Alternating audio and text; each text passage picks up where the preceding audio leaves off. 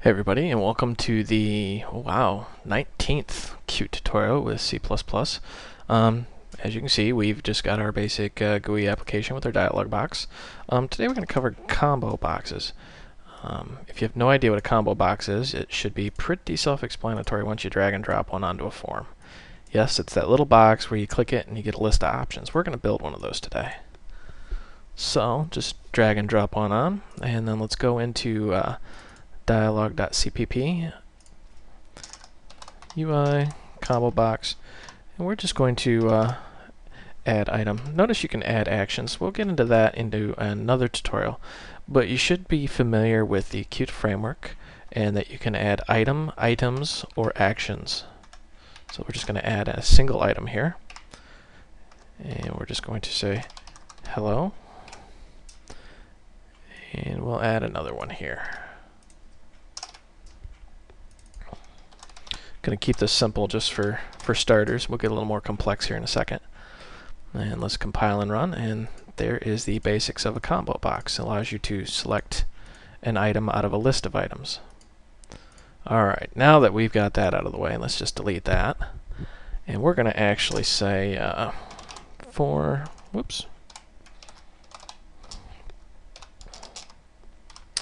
while I is less than, we'll say 9. I'm just going to do a basic for loop here, and we're going to say UI combo box add item.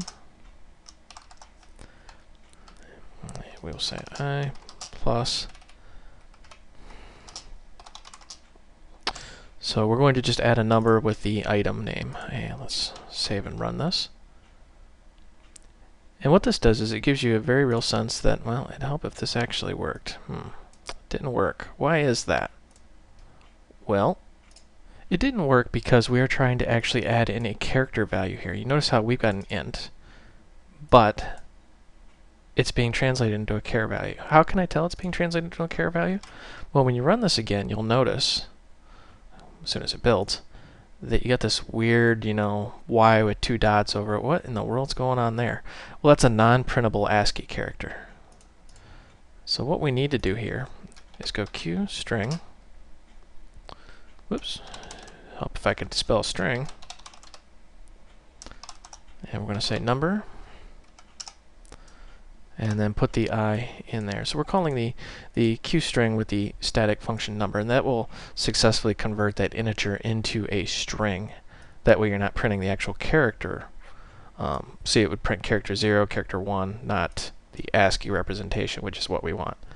So that's a common pitfall I just wanted you to be aware of. I stumbled across that last night, actually. So let's compile and build this. And sure enough, now we magically have a working list. Now, this is great, but how do we tell which item they actually have selected here? Well, let's go into our dialog and let's just add a button here. So we're just going to throw a push button down in here with the epic click me.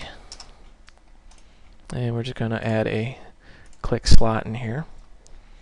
And we're going to just simply say a message box.